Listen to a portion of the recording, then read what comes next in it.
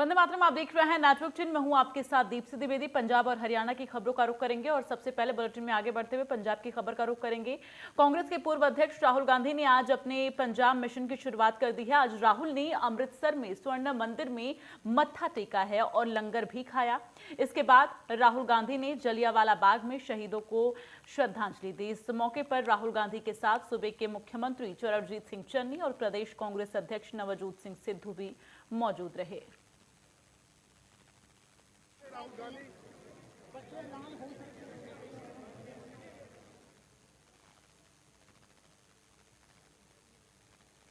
और आगे बढ़ते हुए बड़ी खबर आपको बता दें, चंडीगढ़ प्रशासन का बड़ा फैसला सामने है। जिम और हेल्थ सेक्टर 50% क्षमता के साथ ही खुलेंगे। जिम, बाजार और मंडी रात 10 बजे तक खुल सकेंगे। 1 फरवरी से आपको बता दें कि 10वीं और 12वीं तक के जो स्कूल हैं खोलने के आदेश दिए गए हैं। ये बड़ी जानकारी आप तक पहुंचा रहे हैं। तो कोरोना के मद्देनजर ये निर्णय लिया गया है। फिलहाल आपको बता दें, कोरोना के केसेस जैसे जैसे कम हो रहे हैं, पाबंदियों में थोड़ी छूट दी जा रही है। तो जिम और हेल्थ सेक्टर अब 50% क्षमता के साथ खुलेंगे। जिम, बाजार और मंडी रात 10 बजे तक खुल सकते हैं। इसके साथ ही 1 फरवरी से 10वीं और 12वीं के क्लासेस जो हैं वो शुरू किए जा सकते हैं। तो अब जो है प्रशासन की तरफ से ये बड़ा फैसला लिया गया है, क्योंकि कोरोना के केसेस पिछले कुछ दिनों से थोड़े कम हुए हैं, जिनके बाद से पाबंदियां जो हैं उनमें थोड़ी ढील दी जा रही है। तो बड़ी जानकारी आप तक पहुंचा रहे। चंडीगढ़ प्रशासन का बड़ा फैसला सामने आया है। कोरोना मामलों को देखते हुए जो तमाम एडवाइजरी जारी की गई थी, उनमें अब थोड़ी पाबंदियों में छूट भी दी जा रही है। पहले पूरी तरह से बंद किया गया था। इसके साथ ही नाइट कर्फ्यू अभी भी तमाम जगहों पर लागू है, लेकिन अब जो पाबंदियां लगाई गई थी उनमें थोड़ी छूट दी जा रही है। चंडीगढ़ प्रशासन की तरफ से फिलहाल ये फैसला लिया गया है, जहां जिम और हेल्थ सेक्टर 50% क्षमता के साथ खोले जा सकेंगे, क्योंकि कोरोना के केसेस जो हैं इन दिनों काफ़ी ज़्यादा बढ़ रहे थे। हालांकि अगर पूरे देश के आंकड़ों का जिक्र करें तो लगातार बीते 2-4 दिन में केसेस जो हैं, आंकड़े जो हैं वो कम और ज़्यादा होते रहे हैं। तो ऐसे में अब केसेस की संख्या तमाम राज्यों में बेहद कम हो गई है, जिसके बाद से पाबंदियों में थोड़ी छूट भी दी जा रही है। तो चंडीगढ़ प्रशासन का ये बड़ा फैसला सामने आया है। जिम और हेल्थ सेक्टर 50% क्षमता के साथ खुलेंगे। तो जिम, बाजार और मंडी रात 10 बजे तक खुल सकेंगे। और इसके साथ ही 1 फरवरी से 10वीं और 12वीं तक के स्कूल भी खोलने के आदेश दिए गए हैं, क्योंकि लगातार बच्चों की शिक्षा जो है, पढ़ाई जो है उनका, वो काफ़ी ज़्यादा लॉस भी हो रहा है। बहुत सारे बच्चे हैं जो ऑनलाइन सही से पढ़ाई नहीं कर पा रहे हैं। ऐसे में उनके लिए स्कूल जाना बेहद ज़रूरी हो जाता है, लेकिन कोरोना के बढ़ते संक्रमण को देखते हुए उनकी सुरक्षा के लिए निर्णय भी लेना है और साथ ही उनकी सुरक्षा की जो जिम्मेदारी है वो भी कहीं ना कहीं सरकार बखूबी इस बात को समझते हुए, इससे पहले जो पाबंदियां लागू की गई, बीच में पहले स्कूल खुले, फिर जैसे कोरोना के केसेस शुरू हुए तो स्कूल बंद करना पड़ा, और एक बार फिर से 1 फरवरी से स्कूल 10वीं और 12वीं की क्लासेस शुरू करने का फैसला लिया गया है।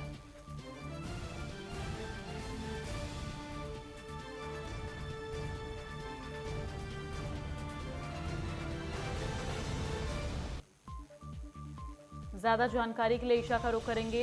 ईशा, जिस तरह से ये सरकार का बड़ा फैसला लिया गया है राज्य सरकार की तरफ से कि जिम और हेल्थ सेक्टर जो 50% क्षमता के साथ संचालित हो सकेंगे, इसके साथ ही और क्या कुछ पाबंदियां हैं जिनमें छूट दी गई हैं और क्या कुछ हैं जिनमें पाबंदियां और ज़्यादा बढ़ाई गई हैं? जी बिल्कुल, देखिए, एक समय ऐसा आ गया था कि चंडीगढ़ में जो कोरोना के मामले हैं रोजाना 1500 के करीब आते थे, लेकिन इस वक्त गिरावट को देखते हुए चंडीगढ़ प्रशासन की तरफ से ये फैसला लिया गया है, जिसमें जिम और हेल्थ सेंटर हैं जिन्हें बंद रखने के आदेश दिए गए थे, उन्हें 1 फरवरी से खोलने के आदेश दे दिए गए हैं। 50% क्षमता के साथ खोलने के आदेश दिए गए हैं और इसमें ये भी कहा गया है कि जो स्टाफ है उन और जो वहां पर आएंगे लोग, उन्हें कोरोना की दोनों डोज वैक्सीन लगानी जरूरी है। और इसके अलावा क्योंकि जो कंजस्टेड मार्केट है उन्हें बंद करने के आदेश दिए गए थे, रोजाना शाम 5 बजे सभी मार्केट्स बंद हो जाती थी, उन्हें भी अब रात 10 तमाम बजे जानकारी के लिए ईशा बहुत बहुत धन्यवाद, और आगे भी आपसे अपडेट लेते रहेंगे। फिलहाल सरकार की तरफ से ये बड़ा फैसला लिया गया है।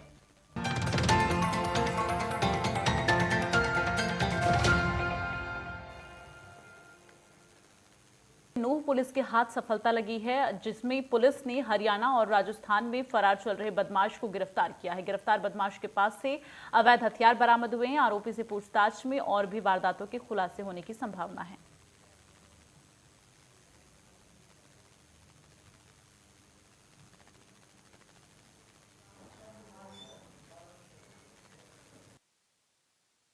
ये एसआई राजेश कुमार ने, जो सीआईए स्टाफ का है, उसने अपने साथियों के साथ दोषी को काबू किया और उसका नाम पता पूछा तो वही जो मुखबिर पर उसको जो नाम पता बताया गया था वही चट्टू नाम ही बताया गया था। जो उसकी जो लोअर होती है, पैंट कमीज लोअर, उसकी लोअर की तलाशी ली गई तो लोअर में से एक रोंद और एक देसी कट्टा बरामद हुआ, जिस संबंध में मुकदमा दर्ज कर लिया गया है और उसको गिरफ्तार कर लिया गया है। हरियाणा शिक्षा परियोजना परिषद अब ऐसे बच्चों को मुख्यधारा से जोड़ने का काम करेगी जो किसी भी कारण वंश स्कूल छोड़ चुके थे, और ऐसे बच्चों के लिए विशेष तौर पर सर्वे करवाया गया। जिन गांवों में ज्यादा बच्चे स्कूल छोड़ चुके थे, अब उन गांवों में शिक्षा परियोजना ने स्कूल खोल दिए हैं। भिवानी जिले में ऐसे 6 स्कूल खुल गए हैं। ऐसे बच्चों की उम्र 14 साल से ज़्यादा और 19 साल तक है। ऐसे में बच्चों को आईटीआई की तर्ज पर ऑटोमोबाइल, ब्यूटी वेलनेस और हेल्थ केयर सिखाने के लिए 6 स्कूल भिवानी में ही खोले गए हैं। अभी शुरुआत है। अगर ये कोर्स अच्छे से चला तो परियोजना और अधिक स्कूल खोल देगी, ताकि ज़्यादा बच्चे दाखिल लेकर अपना भविष्य बना सके।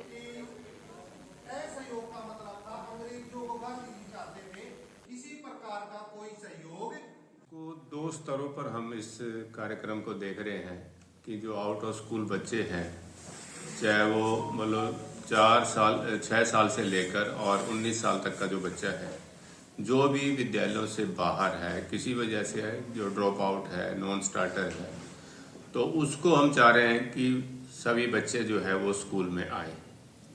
और उसके लिए जो 6 से 14 साल तक के बच्चे हैं, उनके लिए हमने कदम सेंटर शुरू किए हुए हैं। एसटीसी बोलते हैं, स्पेशल ट्रेनिंग सेंटर, जिसमें बच्चे को उसकी आईक्यू के हिसाब से, उसकी आयु के हिसाब से जो है तैयारी करवाई जा रही है।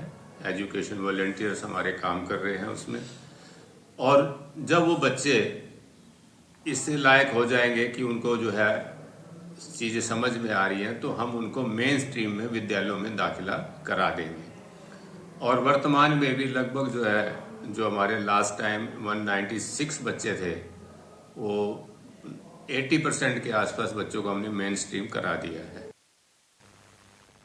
बहादुरगढ़ में एयरफोर्स के एक रिटायर्ड कर्मचारी की बेरहमी से हत्या करने का मामला सामने आया। वारदात बहादुरगढ़ के डाबोदा खुर्द गांव की है। मृतक की पहचान 27 साल के महेंद्र सिंह के रूप में हुई है। घटना का पता उस वक्त लगा जब महेंद्र सिंह का बेटा सुबह उनके कमरे में गया, जहां वो मृत हालत में पाए गए। सूचना के बाद मौके पर पहुंची पुलिस मामले की जाँच में जुटी है। फिलहाल पुलिस लूट हत्या की वारदात इसे मान रही है। फिलहाल आरोपी की तलाश में पुलिस जुट गई है। सुबह करीब 7 बजे हमें जानकारी मिली कि महेंद्र नाम का व्यक्ति है, जो करीब 70 वर्ष का है, तो वो मृत हालत में मिला है और काफ़ी उसको चोटें लगी हैं, पेट में कट है, सर में चोटें हैं, और अभी ये लगता है कि लूट की वारदात है। तो उसमें हम एफर्ट्स कर रहे हैं और जो भी संदिग्ध व्यक्ति है उसको आइडेंटिफाई करने का प्रयास कर रहे हैं। रात के समय अकेले ही थे सर घर में? अभी जो लग रहा है अकेले थे वो। कितने आदमी आए होंगे सर? ये कहना भी मुश्किल है। कोई रंजिश सर पुरानी? ये चीज़ भी एनालाइज कर रहे हैं हम लोग और समय अनुसार वेरीफाई होगा। अभी क्या कार्रवाई की गई सर? अभी टावर डंप लिए गए हैं, सीडीआर एनालाइज करी गई है और जो उनके परिजन उनसे बात की गई है। फतेहाबाद में दिन दहाड़े घर के बाहर बैठी बुजुर्ग महिला के गले से सोने की चेन और लॉकेट छीनने का मामला सामने आया। चोरी की ये पूरी घटना सीसीटीवी में कैद हो गई। सीसीटीवी में देखा जा सकता है कि बाइक सवार 2 युवकों ने चोरी की घटना को अंजाम दिया। घटना की सूचना मिलते ही पुलिस मौके पर पहुंची और सीसीटीवी के आधार पर जांच में पुलिस जुट गई है।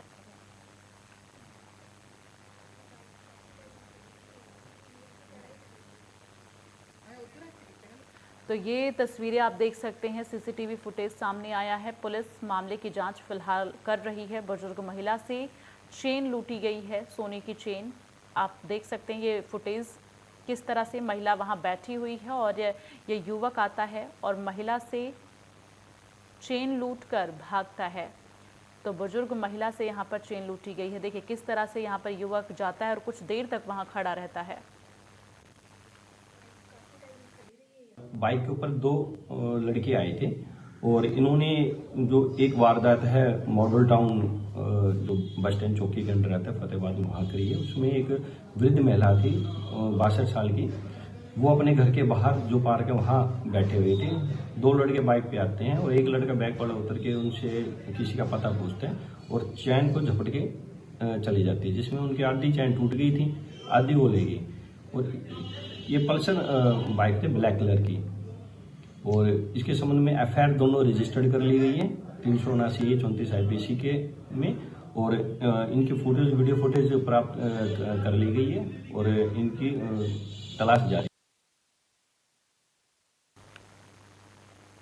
पंजाब से लोकसभा से सांसद जसबीर सिंह डिम्पा का ट्वीट सामने आया है, जहां उन्होंने लिखा है कि अमृतसर में कांग्रेस नेता राहुल गांधी के कार्यक्रम में विधानसभा चुनाव के उम्मीदवारों को बुलाया गया था, सांसदों को नहीं बुलाया गया था। ऐसे में ये कहना है कि कार्यक्रम का बहिष्कार किया गया तथ्यहीन है और गलत खबर है।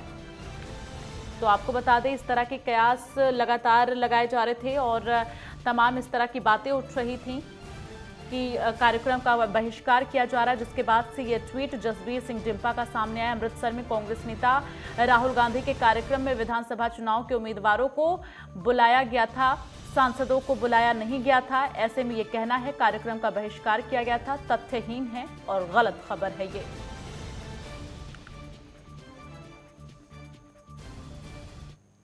और आगे बढ़ते हुए चंडीगढ़ से बड़ी खबर आपको बता दें, कांग्रेस नेता सुखपाल खैरा को जमानत मिल गई है। पंजाब हरियाणा हाईकोर्ट से जमानत मिली है। बड़ी जानकारी, ईडी ने मनी लॉन्ड्रिंग मामले में गिरफ्तार किया था।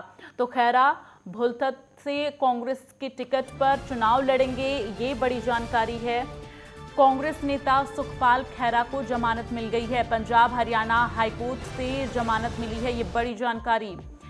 ईडी ने मनी लॉन्ड्रिंग मामले में गिरफ्तार किया था, जिसके बाद से वो जेल में थे। खैरा भुलथत से कांग्रेस के टिकट पर चुनाव लड़ेंगे, ये बड़ी जानकारी आप तक पहुंचा रहे चंडीगढ़ से बड़ी खबर, जहां पर पंजाब हरियाणा हाई कोर्ट से जमानत मिली है और इसके साथ ही ईडी ने मनी लॉन्ड्रिंग मामले में गिरफ्तार किया था। तो खैरा भुलथल से यहां पर कांग्रेस के टिकट पर चुनाव लड़ेंगे। तो कांग्रेस नेता सुखपाल खैरा को फिलहाल जमानत मिल गई है।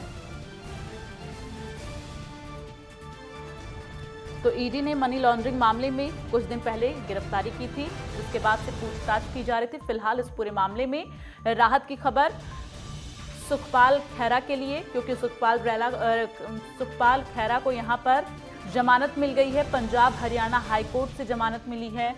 ईडी ने मनी लॉन्ड्रिंग मामले में गिरफ्तार किया था, जिसके बाद से पूछताछ की जा रही थी। खैरा भुलथत से कांग्रेस के टिकट पर चुनाव लड़ेंगे सुखपाल खैरा। तो बड़ी खबर आपको बता रहे हैं, पंजाब हरियाणा हाईकोर्ट से बड़ी राहत मिली है सुखपाल को। ईडी ने मनी लॉन्ड्रिंग मामले में गिरफ्तारी की थी, जिसके बाद से अब जमानत मिली है।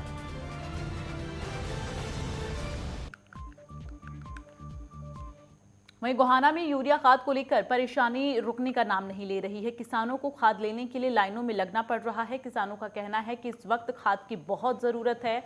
अगर गेहूं में इस वक्त खाद नहीं डाला गया तो गेहूं की पैदावार पर असर पड़ेगा। किसानों ने बताया कि सरकारी एजेंसियों में पर्याप्त मात्रा में यूरिया उपलब्ध नहीं है और बाहर प्राइवेट दुकानदार जो हैं यूरिया खाद के साथ अन्य कीटनाशक दवाइयां महंगे दामों के साथ दे रहे हैं।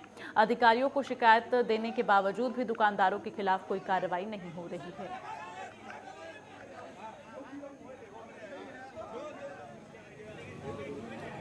घनी परेशानी हो रही है, बयाड़ का रोला होने की भी संभावना है।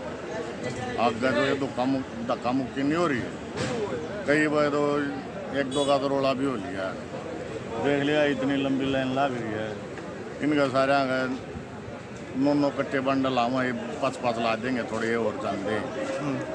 हर वजह घनी समस्या हो रही है। कट्ठिया ही तो भाई सारे प्राइवेट टाले गेल दवाई बंद हैं, नकली बंद हैं, को महंगी बंद है, खाद के कट्टे गिले एक थैली दे हुए हैं।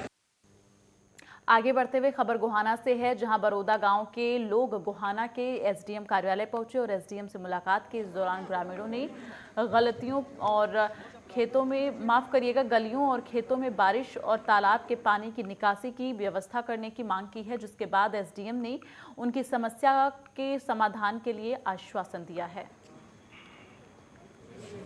गाँव बरोदा से हैं और हमारे पानी की इतनी बड़ी समस्या है, पूरे गांव में पानी भरा है। बच्चों को नहा जाने के लिए स्कूल का रास्ता और आने जाने का रास्ता ही बिल्कुल नहीं है।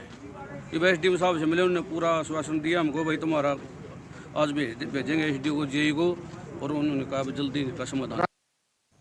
और चलिए इन्हीं खबरों के साथ इस बुलेटिन बस इतना ही। आप देखते रहिए नेटवर्क 10। जय हिंद।